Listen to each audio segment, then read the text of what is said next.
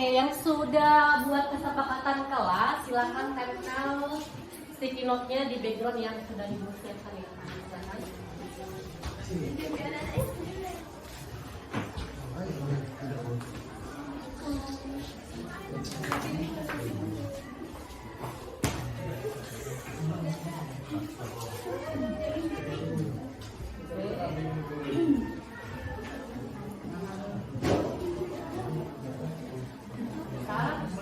Oke, lanjut.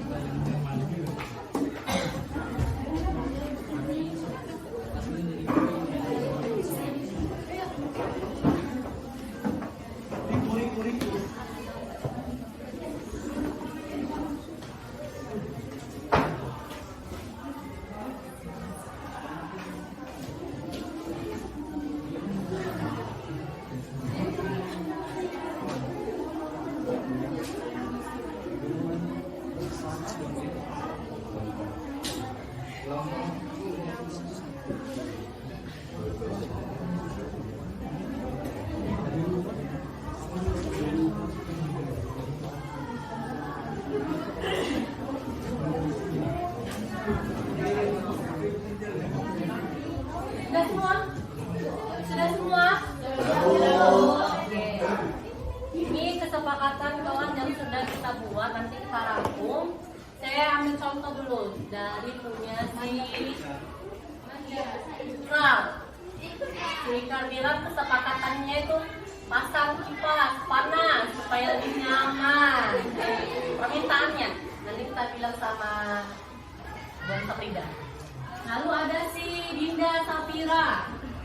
Dinda mengatakan kalau setiap kali memasuki kelas semuanya harus membuka sepatu agar kelas tidak kotor. Itu permintaannya. Ada lagi yang sama dengan si permintaan si Dinda? Ada. Lalu si Dita. Sampai gini lupa ya Bu.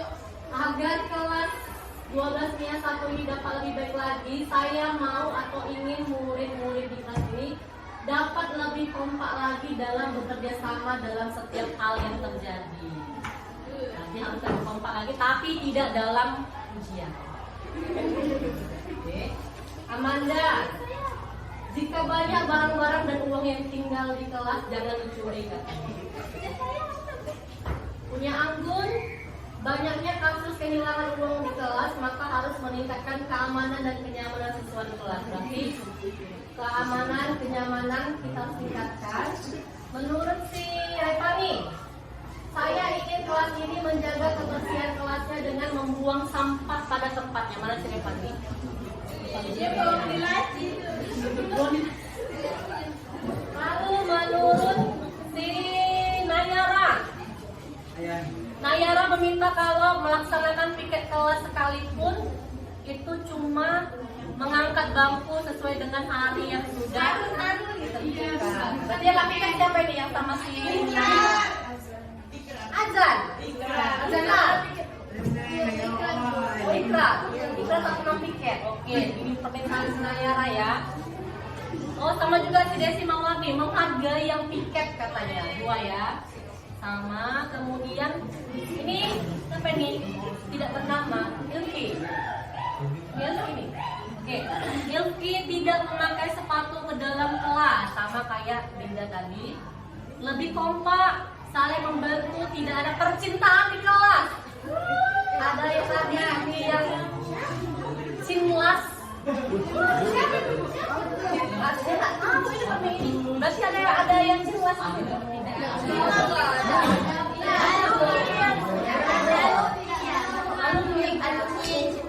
Siapa? Yang tulis. Oh sih. Anissa, kepada kelasnya mau bekerja bersama kalau ada kegiatan sekolah. Kompak menjalankan tugas, tidak ada yang terlambat katanya. Mau mengikuti mengikuti peraturan kelas, tidak ada lagi yang ribut.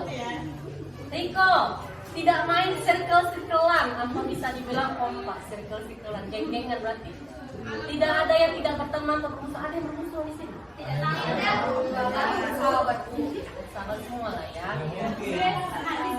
Rizka, kelas yang indah, nyaman, rapi dan bersih.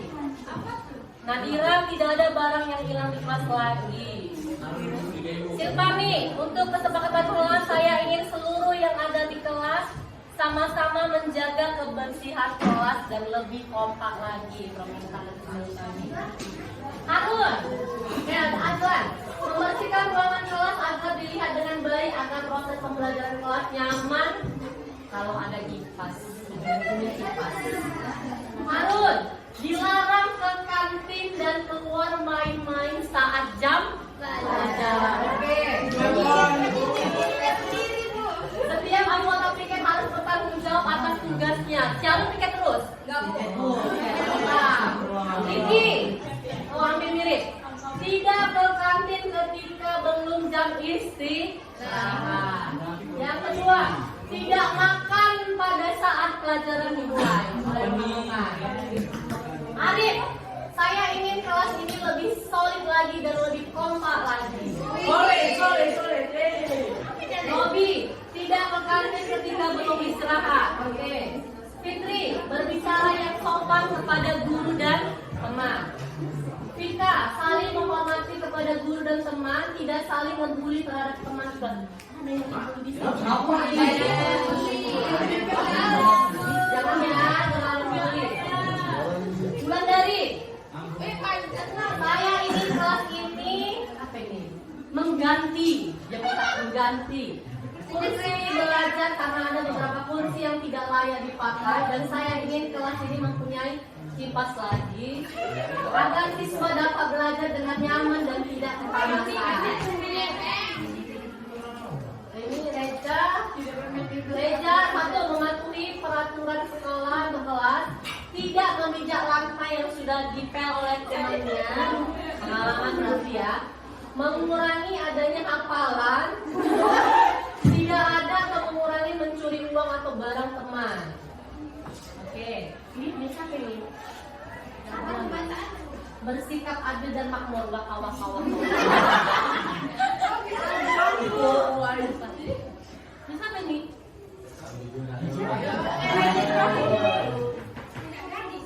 Jadi di bawah perempuan tidak. Citasnya ini tasnya kelompok dalam kegiatan kelas tidak boleh ada yang bergaduh. Saling membantu satu sama lain. Desi Irawan akan meningkatkan kerjasama, solidaritas dan kekompakan seluruh siswa kelas 1291. Nisa, kelas yang aman dan tentram. Revani Amelia, kami menjaga ketertiban dan kebersihan kelas dunia satu setiap saat dan disiplin waktu. Melinda, tidak berisik saat guru menerangkan materi di depan. Permintaan Melinda. Dan semua saya bacakan ini. Ya. Ilsa, catatan saya buat kelas, sebaiknya setelah pulang sekolah piket terlebih dahulu agar besoknya tidak sibuk membersihkan kelas. Jessica, saya ingin kelas ini menjaga kebersihan kelasnya dengan membawa sampah pada tempatnya. Windy, saya ingin tidak berisik saat guru sedang menjelaskan materi dan saya ingin semua bisa menjaga kebersihan kelas serta saya ingin satu kelas itu bisa kompak. Putri Harahap, datang tepat waktu dan membuka sepatu saat masuk kelas. Salsabila, tidak berisik saat guru sedang menjelaskan materi dan selalu menjaga kebersihan kelas. Kurniawati, datang tepat waktu.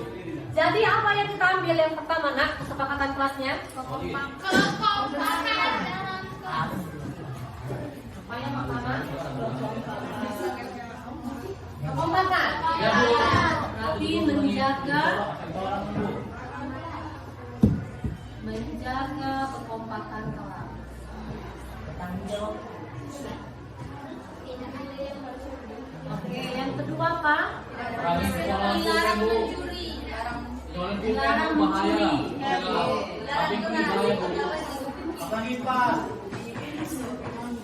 Dilarang berisik. Yang ketiga, Fasilitas kelas.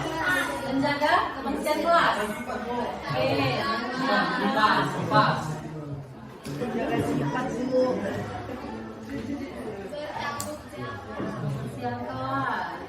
Termasuk yang piket kelas.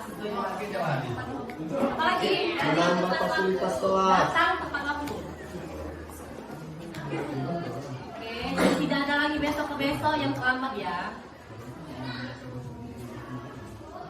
Apalagi Menambah fasilitas kelas. menambah fasilitas, bisa kita menambah fasilitas kelas. Bisa. Lampu misalnya. Apalagi dari sini kita dari yang tadi semua saling menghormati, oke. Berarti dan saling sila ya, dan saling menghormati, oke. Apalagi tadi ada saya lihat kayaknya tidak kantin saat jam belajar. Iya, ada beberapa orang tadi. Ini padahal juga Bu, Kita buat di sini atau enggak?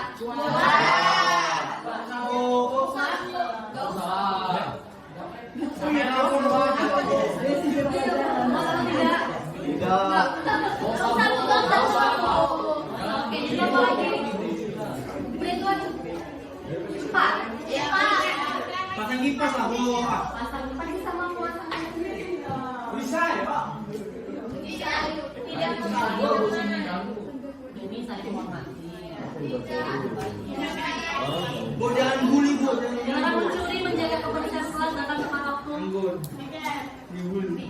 Sudah menjaga kebersihan kelas. Kali yang apa guru mengajar tidak berisik saat tidak berisik. Terus kesepakatan atau tidak? Semua yang keluar ya. Kita buat kesepakatan atau tidak? Jadi apa lagi? Kurangi amalan.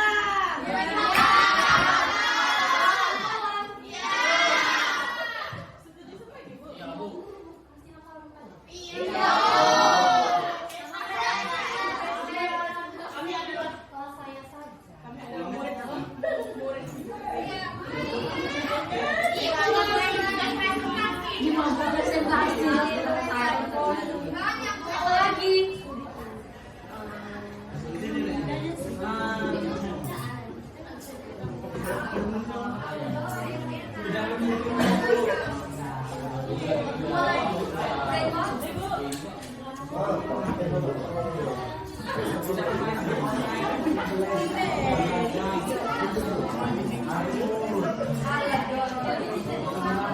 Kebanyakan kebersihan ya. Ini sangat kantin ini loh. Kantin saat jam pelajaran harusnya kan tidak boleh. Masa gurunya mengajar kamu kan? Karena gurunya mengajar kamu. Betul ya. Dilarang ke kantin saat jam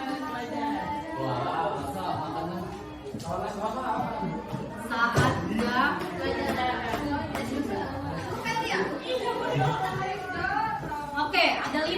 Cukup 5? Satu, menjaga kekompakan kelas dan saling menghormati. Dalam konteks, berarti kalau ada yang merasa dirinya sendiri mungkin dia temannya, jangan lagi. Menjaga kekompakan berarti tidak ada geng-gengan. Tidak ada gap antara satu dengan yang lainnya. Yang kedua, dilarang mencuri. Ada. Baik, jangan hanya mau saja ya, pulpen.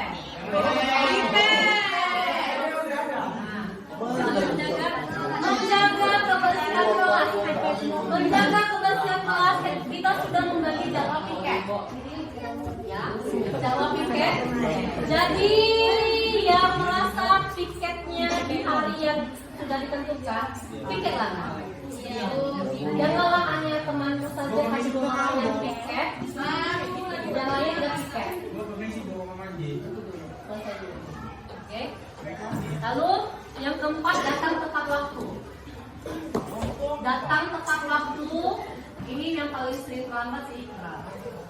Baru semalam saya melapor sama saya Ibu Nora. Katanya 15 menit sebelum saya ini si Ikranya sudah mau pulang. Ada cuma pulang. Ada langsung begitu pulang langsung lapor sama saya. Jadi ini harus kita sepakati. Janji, Bu. Yang kelima, dilarang ke kantin saat jam pelajaran. Ini nanti akan saya buat dalam saya ketik, saya cetak, saya print out dan ditandatangani oleh seluruh warga kelas 12-nya 1. Artinya hasil kesepakatan kita ini dilaksanakan. Apa konsekuensinya kalau tidak dilaksanakan? Lebih masa.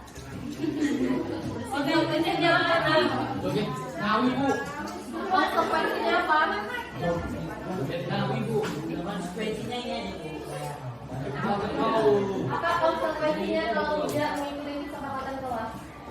Denda Bu. Hormatkan bendera, Bu. Hormatkan bendera. Oke, nomor 1 ya. Kalau konsekuensi saya kesepakatan saya ambil. Berbaris, Bu. Jangan terlambat ke kantin aja, Bu. Jangan ke daerah yang terlambat. Oke, konsekuensi.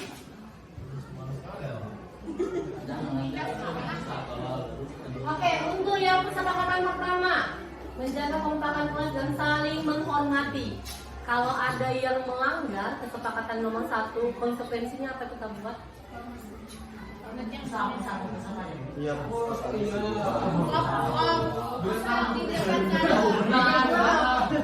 Kalau ada yang tidak, kalau ada yang melanggar kesepakatan nomor 1, apa konsekuensinya? Pompa gini, Bu. Apa? Pompa 100 kali. 100 kali terlalu berat. Ya, Kayaknya masalah. kan nggak dilanggar sih, Bu. Apa? 50.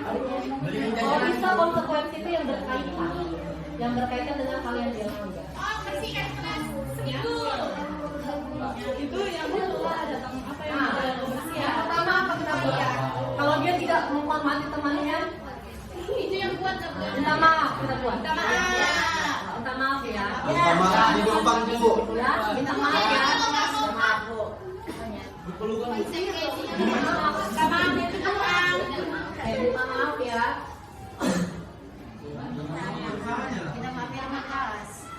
Oke, yang tidak, yang melanggar kesepakatan nomor 2, mencuri. Mau potongannya potong. Melanggar sekolah. Apa? Foto identitas. Iya, Bu, betul, Bu. Kelas. Jadi kalau misalnya ada ketahuan mencuri, apa konsekuensinya? Pakai foto. Foto ditempel di setiap kelas. Foto identitas sekolah.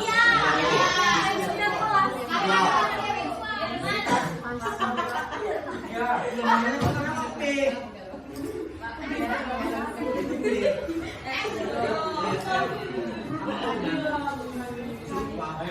Oke, yang melanggar kesepakatan nomor 3.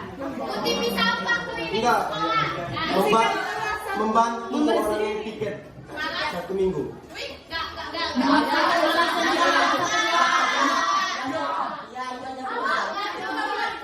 Iya Bu, kasih kertas. Membantu kelas aja, Bu. Tadi itu ada option. Yang satu membantu piket seminggu. Ya. Ada yang bilang membantu kakek rambut. Yang ketiga mengutip sampah di setiap kelas. Apa yang kita ambil? Yang satu Bu, satu. Yang seminggu.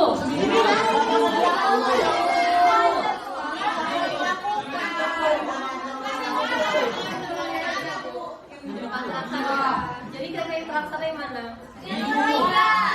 Mengutip sampah di setiap kelas. Kelas lain enak aja, Bu. Kelas lain kita kutip. Makanya ada efek malu ya. Bu.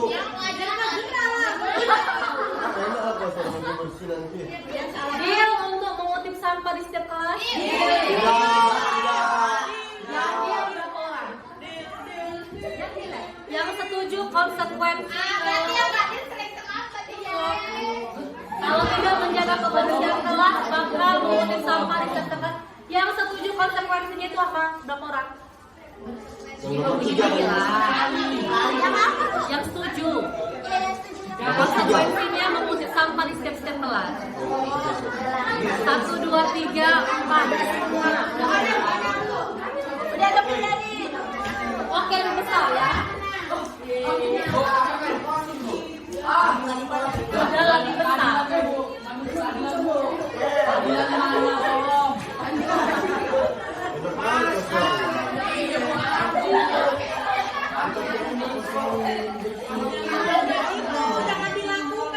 Oke, yang keempat, datang tepat waktu. Kalau terlambat, konsekuensinya apa?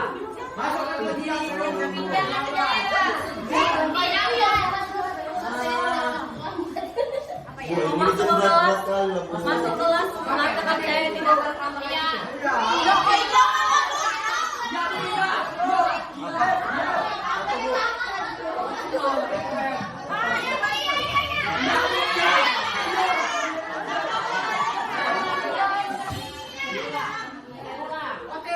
Tadi kesepakatan kita datang tepat waktu. Konsekuensinya tadi teman kuliah mengatakan konsekuensinya tuh kalau nggak datang tepat waktu ke kelas-kelas dikasih bernama terlambat, lalu bilang saya tidak akan terlambat. Saya gitu aja.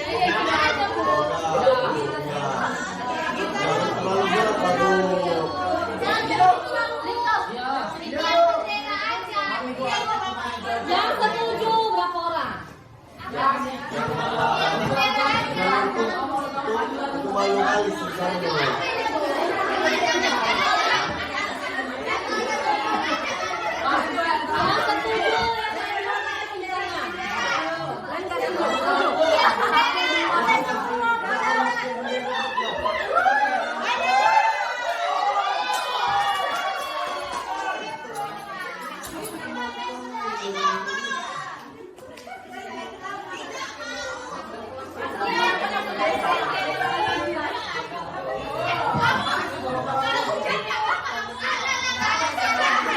Itu berlebihan Bu. Hormatkan bendera aja lah Bu.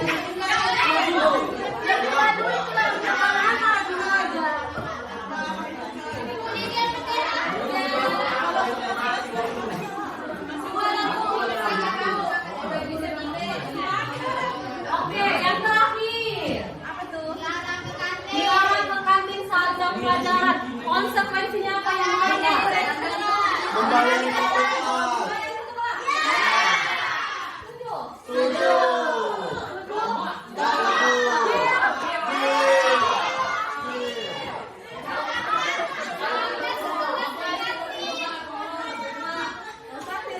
Ya, Bu.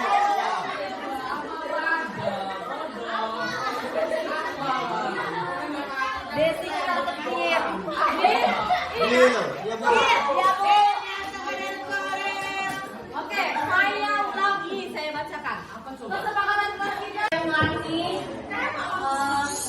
kesepakatan kelas dan sudah kita sepakati bersama. Yang pertama, menjaga kekompakan kelas dan saling menghormati. 2, dilarang mencuri. 3, menjaga kebersihan kelas. 4, datang tepat waktu. 5, dilarang ke kantin saat jam pelajaran. Sepakat semua? Sepakat ya. Lalu konsekuensi jika melanggar kesepakatan kelas kita. Yang pertama, untuk kesepakatan pertama, konsekuensinya adalah meminta maaf sama temannya yang dia tidak hormati, tidak hargai. Oke. Yang kedua, fotonya ditempel di setiap kelas jika ketahuan mencuri.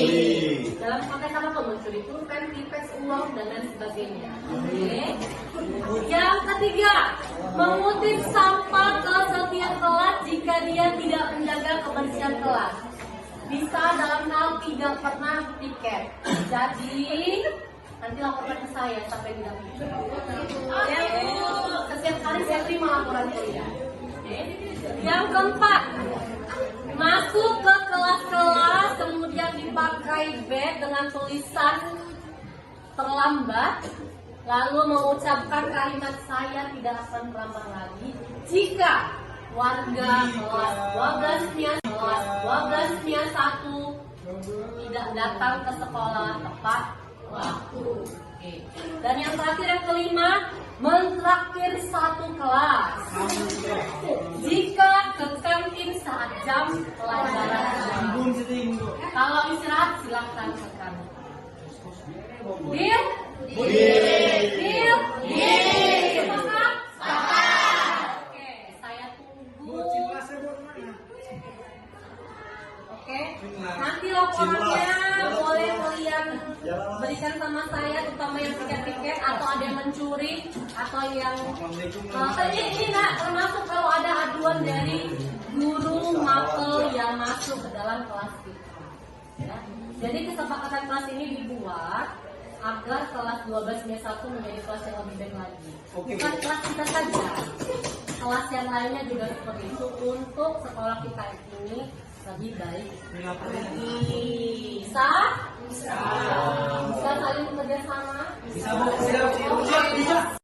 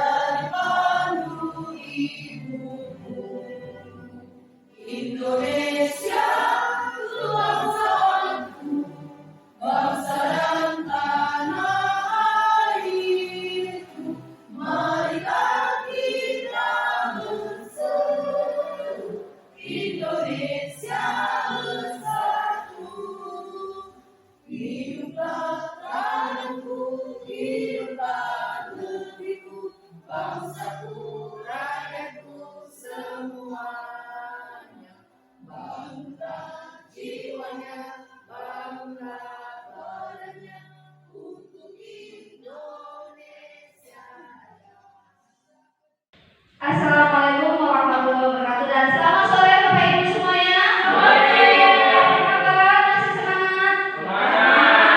Tenang tuh ya, kita masih semangat mendengarkan yang namanya paradigma baru yang akan kita pahami atau akan kita sosialisasikan pada hari ini. Di sore hari ini materi kita yaitu tentang destinasi budaya positif di sekolah yang akan disampaikan oleh Ibu Erlin Anggreni Tarigan. Nah, sebelumnya di sini adalah destinasi budaya positif apa saja yang akan diterapkan atau akan dilaksanakan di sekolah. Nah, untuk itu kita tidak memperpanjang lebar kata supaya kita lebih cepat rileks dan lebih mudah paham. Kita lanjutkan saja langsung kepada Ibu Erlin. Silakan, kami persilakan dan hormat.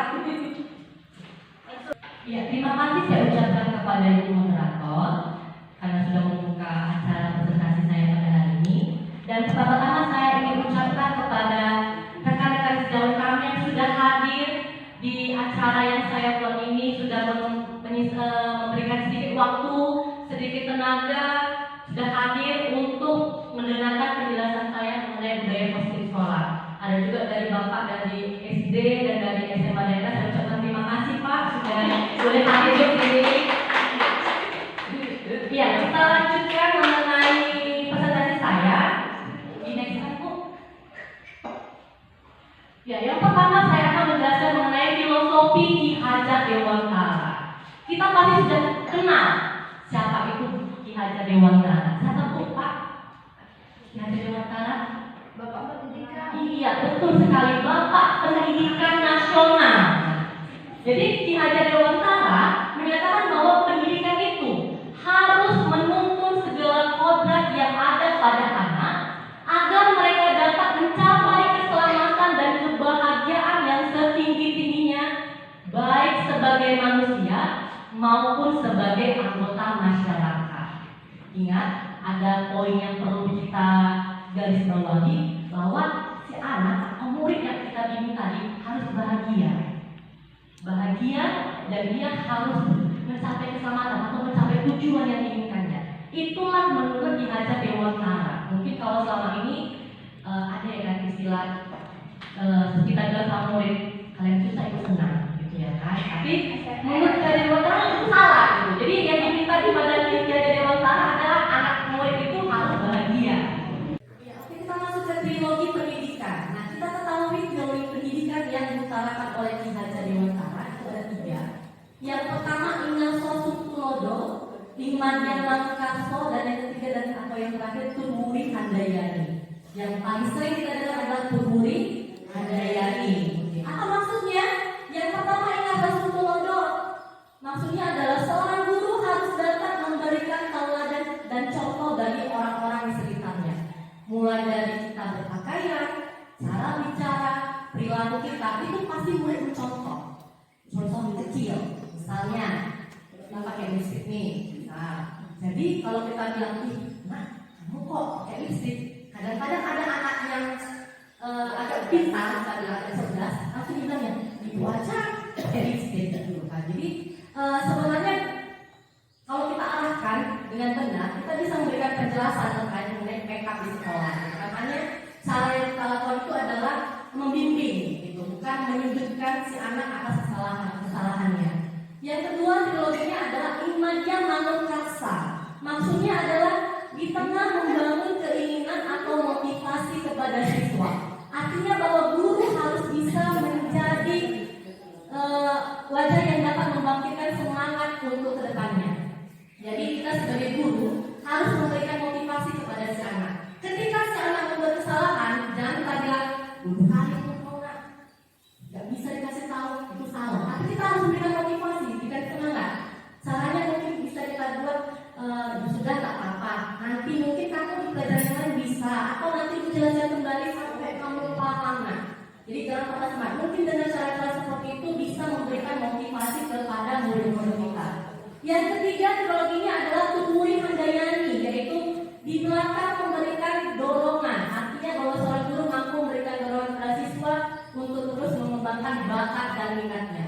Apakah bakat dan bakatnya di bidang olahraga, kesenian, itulah tugas kita membimbing murid-murid kita. Lalu menurut Ki Hajar Dewantara ada 2 hal yang perlu kita pertimbangkan sebelum membimbing seorang murid. Yang pertama adalah kodrat alam. Apa itu kodrat alam? Kodrat alam adalah kodrat yang memang sudah ada pada murid-murid kita. Jadi kodrat alam ini bisa dikatakan sedikit berbeda ya. Kita misalnya di air batu, kondisinya bagaimana? Tidak bisa kita samakan cara mendidik anak di air batu dengan cara mendidik anak di saran gitu. Jadi dari kodrat alamnya mereka sudah berbeda. Jadi ketika kita memahami bagaimana situasi lingkungan di sekitar mereka, kita bisa memberikan bimbingan yang baik, bimbingan yang baik kepada murid-murid kita. Yang kedua itu adalah kodrat zaman. Kita tahu sekarang ini adalah zaman teknologi IT. Jadi secara tidak langsung kita guru-guru juga harus mengembangkan pengetahuan kita di bidang IT agar tidak ketinggalan untuk memberikan pendidikan yang lebih baik kepada murid-murid kita. Nah, salah satu cara yang ditawarkan oleh Bapak Ki Hajar Dewantara dalam menuntun anak itu adalah metode AMO. Metode AMO, nuntun, bukan menuntun. Jadi metode AMO ini dapat menuntun anak agar dapat menggali potensi dan tujuan hidupnya sesuai dengan kodrat alam dan kodrat zamannya. Jadi setiap anak itu Bapak Ibu punya potensi yang sudah ada dari dia sejak lahir. Jadi tinggal kita menggali potensinya, lalu mengarahkan si anak dan agar boleh mengembangkan potensinya hingga sampai ke tujuan hidup yang diinginkannya. Nah, jadi di sini ada saya buat beberapa kegiatan yang sudah saya terapkan di sekolah saya di SMA Negeri 1 tentang keberpihakan pada murid. Jadi kegiatan yang sudah saya lakukan yang pertama itu adalah membuat kesepakatan kelas. Nah, yang kedua bisa kita buat itu untuk menggali potensi anak dan menuntun anak untuk mengembangkan potensinya. Misal, saya selain mengajar biologi, saya juga mengajar PKWU. Jadi saya di pelajaran PKWU di setiap kelas saya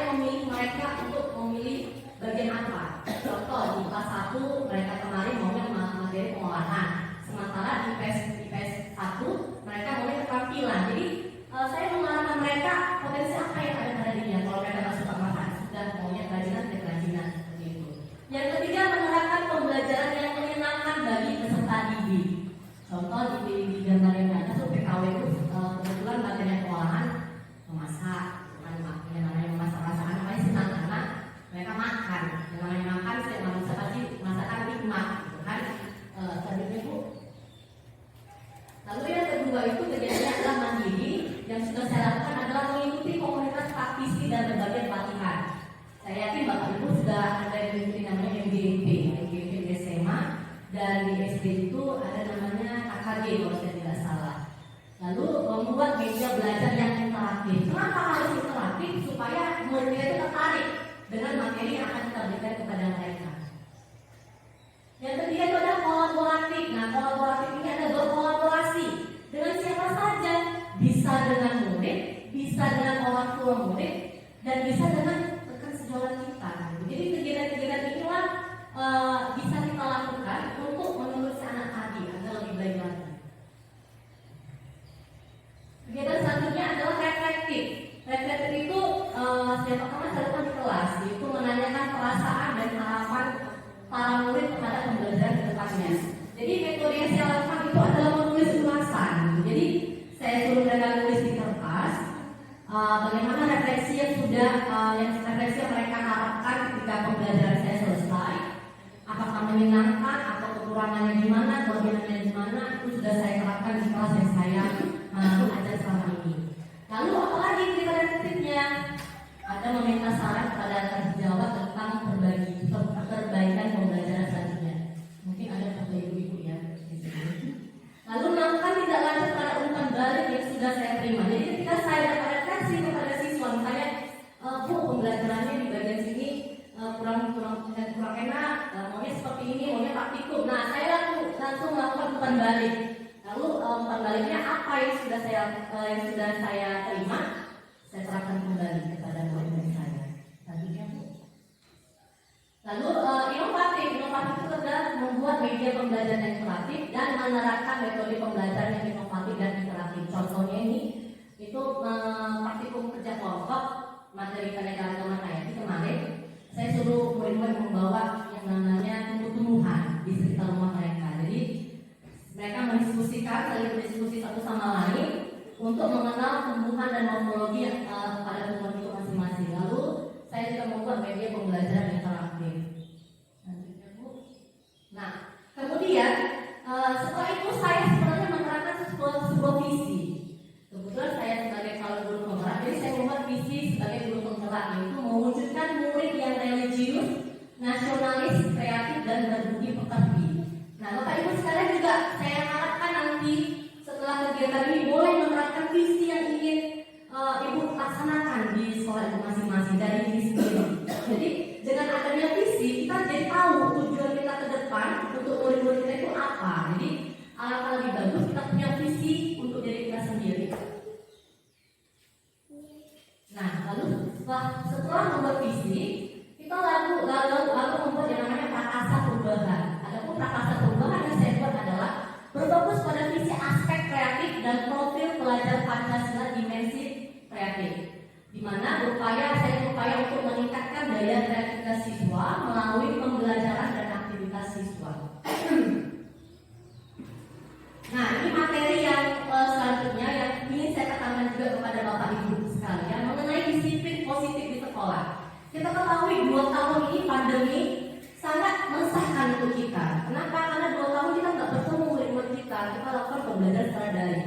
Akibatnya apa? Akibatnya adalah ketika pembelajaran baru kita luring, murid-murid kita sepertinya disiplinnya sangat turun. Gitu. Jadi pemerintah menyusun kurikulum mereka itu salah satunya adalah mengenai bagaimana penerapan disiplin di sekolah kita masing-masing. Nah, sedikit saya jelaskan apa yang bisa kita pelajari dan kita terapkan di sekolah kita masing-masing agar disiplin positif itu muncul di sekolah kita. Yang pertama itu kita harus tahu apa sebenarnya motivasi perilaku manusia. Nah, di sini ada menurut Gary Bos. Gary Bos ini lupa ya cantiknya, walaupun sudah agak ribut tapi tetap cantik wajah. Nah, jadi menurut Gary Bos itu ada tiga motivasi perilaku manusia. Yang pertama adalah untuk menghindari ketidaknyamanan atau hukuman. Ini rata-rata seperti ini, ya kan? Contoh, misalnya PR, kasih PR sama murid. PR, mereka mengerjakan dengan apa? Takut. Kalau nggak mengerjakan, bakalan dihukumi sama Ibu Herlin misalnya. Hukumannya apa? Kompa, misalnya disuruh apa yang lain sebagainya. Nah, itu sebenarnya motivasi untuk menghindari ketidaknyaman atau hukuman yang negatif. Lalu yang kedua, motivasinya adalah untuk mendapatkan imbalan atau penghargaan dari orang lain. Nah, ini yang positifnya. Misalnya, rajinlah aku membersihkan kelasnya aku biar ditengok wali kelas tuh, wih rajin sekali kok ya naknya, hebat ya. Nah, sebagainya itu motivasi yang masih eksplisit ya. Jadi yang poin pertama, poin kedua itu masih motivasi eksplisit atau dari luar diri murid tadi. Dan yang ketiga dan yang terakhir itu adalah untuk menjadi orang yang mereka inginkan dan menghargai diri sendiri dengan nilai-nilai yang mereka percaya. Nah, poin inilah yang kita harapkan muncul dari para murid kita, yaitu motivasi intrinsik. Jadi mereka tidak perlu takut dengan hukuman, tidak perlu mengharapkan pujian, agar bisa melakukan atau menerapkan disiplin positif pada dirinya. Nah, yang kedua yang harus kita ketahui itu adalah kebutuhan dasar manusia. Ada berapa Bu kira-kira kebutuhan dasar manusia yang Bu ya dari data? Ada 5. Ada warna biru, kuning, hijau muda, hijau tua, dan yang terakhir ada putih. Ini tengah-tengah, bukan hukum kayak donat ya, tidak. Tapi ada isinya di dalam, jadi donat isi ya. Jadi sebagai pendidik kita harus tahu kebutuhan hidup apa yang ingin dipenuhi para murid. Apakah kebutuhan mereka tentang kesenangan, cinta dan kasih sayang, kebebasan, penguasaan, atau bertahan hidup. Nah, bagaimana cara kita mengetahuinya? Gitu kan?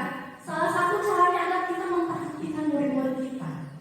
Selain itu, kita bisa berkonsultasi dengan orang tua murid atau berkolaborasi dengan orang tua murid. Langkah selanjutnya bisa kita tanya ke wali kelas atau ke guru mereka sebelumnya. Misal saya guru di mengajar di kelas 3, saya bisa bertanya ke guru di kelas 11, bagaimana karakter si anak? Apakah anaknya memang kayaknya sepertinya butuh cinta dan kasih sayang, atau anaknya nggak pernah jajan? Berarti dia butuh yang namanya kebutuhan dasarnya bertahan hidup, lapar. Yang namanya orang lapar dikasih apapun nggak akan ngerti, yang ada adalah emosi. Jadi sebenarnya kita sebagai pendidik, nah ini harus kita ketahui dulu terhadap murid-murid kita.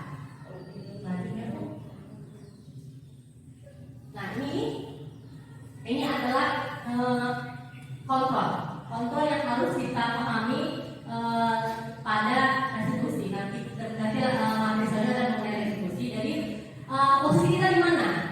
Ada sebagai penghukum, pembuat orang merasa bersalah, sebagai teman, pemantau, manajer. Nah di sini ada contoh-contohnya. Contoh apa yang sebenarnya bagaimana kalimat seorang guru ketika melakukan posisi penghukum, yaitu dia misalnya menunjuk-nunjuk, mengkritik, menyindir-nyindir, dia sebagai penghukum. Lalu ada pembuat orang merasa bersalah, berceramah, menunjukkan kecewaan.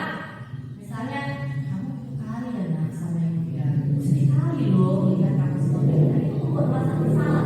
Lalu ada teman membuatkan alasan-alasan tertentu yang jadi teman, sering kita mungkin ya menganggap murid itu teman. Tapi saya perhatikan sekarang ini ketika kita berada di posisi teman, murid itu malah jadinya sering tidak menghargai kita. Menganggap kita tuh seperti CS-nya saja ya kan, seperti kayak mana dia berbicara dengan temannya, seperti itu berbicara pada gurunya. Makanya posisi teman itu masih dalam posisi perilaku kontrol positif tapi mengarah ke negatif.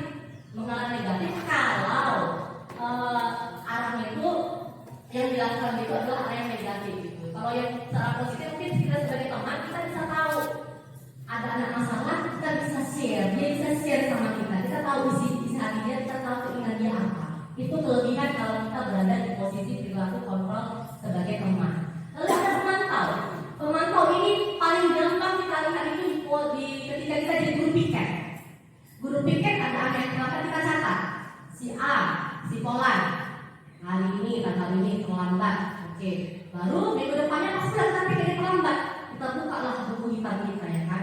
Oh si Polan, kamu ya Polannya sudah 2 kali kamu tidak terlambat, saya lihat minggu lalu terlambat, minggu ini terlambat. Saya cek lagi di hari Jumat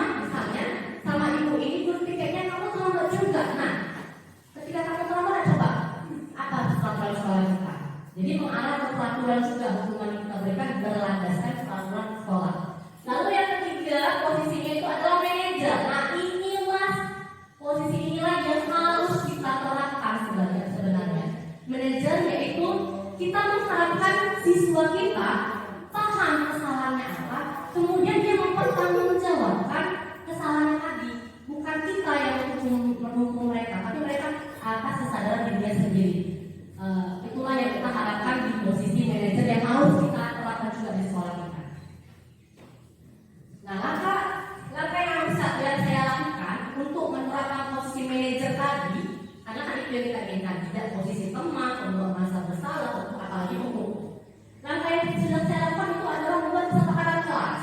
Nah, kebetulan saya wali kelas 12-1, jadi kemarin kami sudah bersepakat. Nah, ini bersepakat ini artinya masing-masing siswa menulis, saya buat di sticky note di gambar yang sebelah kiri sticky note apa sebenarnya yang mereka inginkan untuk hasil lebih baik. Jadi dari sticky note yang sudah dibuat oleh para murid, kami ambil kesimpulannya, kami ambil yang paling banyak muncul gitu. Jadi paling banyak muncul itu ada 5 poinnya, misalnya menjaga kebersihan kelas dan lain sebagainya. Nah, dan itu sudah hasil kesepakatan kami semua. Jadi bukan dari kita guru, tapi dari murid dulu. Dari murid kita sebagai guru itu membimbing mereka, lalu menyepakati, mensepakatkan inilah hasil keputusan dari kelas 12-1 di kelas saya. Kita tonton video dulu. Saya ingin menunjukkan bagaimana penerapan restitusi pada murid yang bermasalah.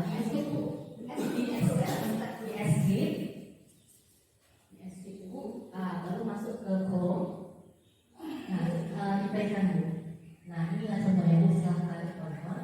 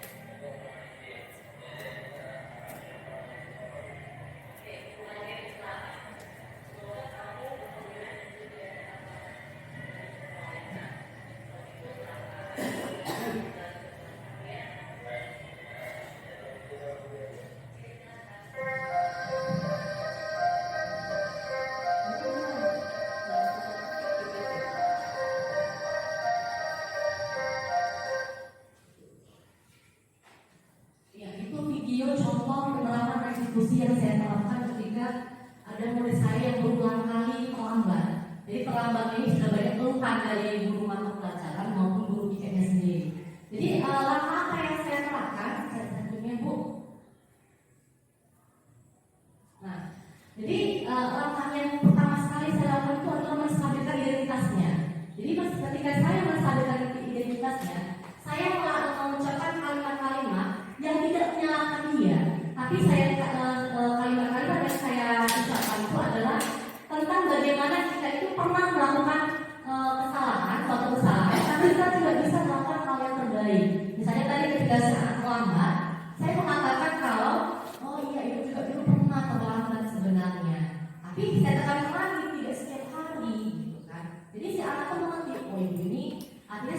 identitasnya stabil, dia tidak merasa terpojok. Kalau saya bilang, kamu ya lambat selalu Ika, lambat kemarin saya mendapatkan kemarin kali. Jadi si anak langsung merasa ada estimate dengan dirinya sendiri. Jadi itu tidak harus dilakukan, tapi yang harus kita lakukan adalah menstabilkan identitasnya. Langkah kedua adalah validasi tindakan yang salah. Nah, bagaimana cara saya memvalidasi tindakan yang salah?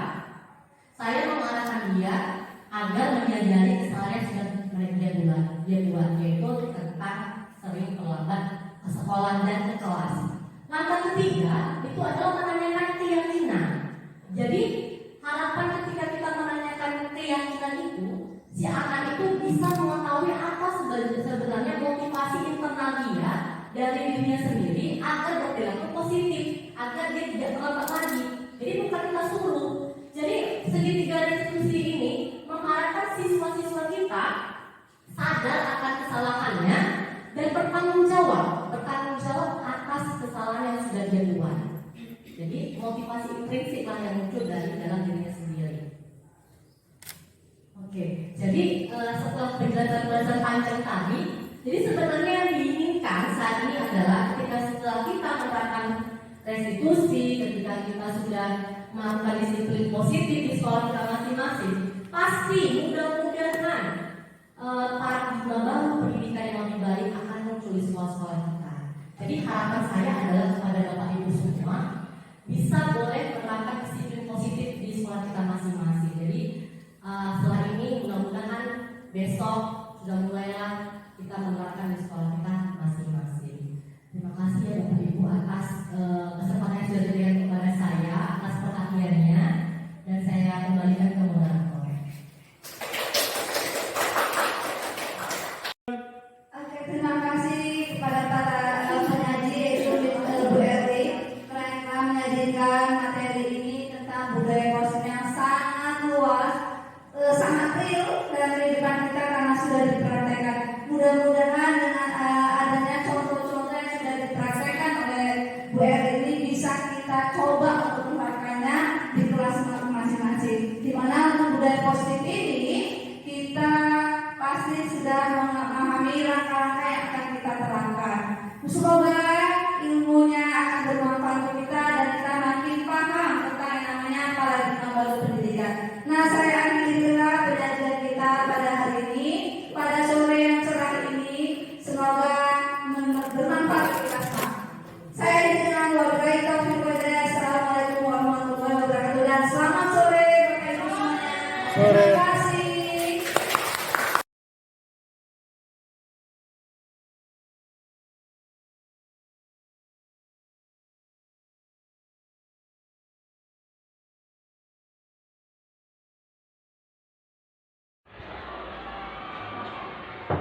Pagi Bu.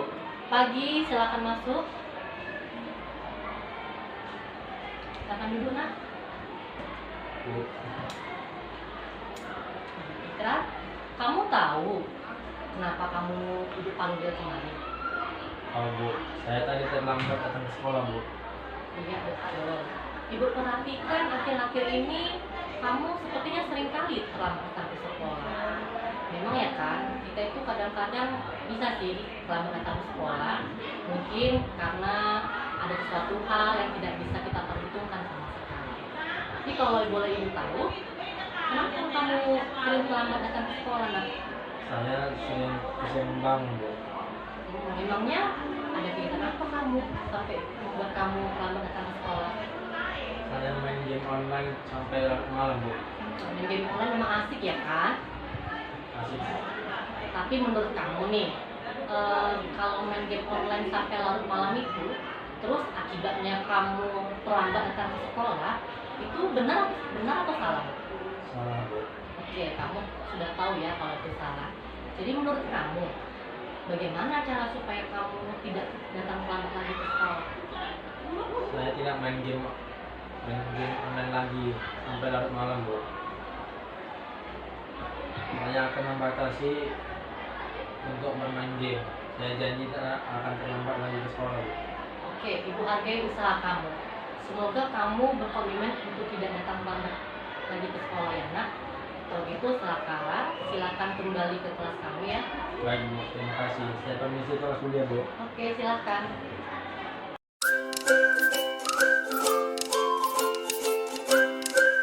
Saya ketika saya melakukan praktek segitiga restitusi, saya sangat senang karena Ibu Erlin melibatkan saya dalam menyelesaikan masalah saya, sehingga saya dapat bertanggung jawab dalam menyelesaikan permasalahan yang telah saya buat di kelas. Perasaan saya ketika saya melakukan praktek segitiga restitusi, saya sangat senang karena Ibu Erlin tidak menyalahkan saya dan membimbing saya untuk menyelesaikan masalah, sehingga saya dapat bertanggung jawab dalam menyelesaikan permasalahan yang telah saya buat di kelas.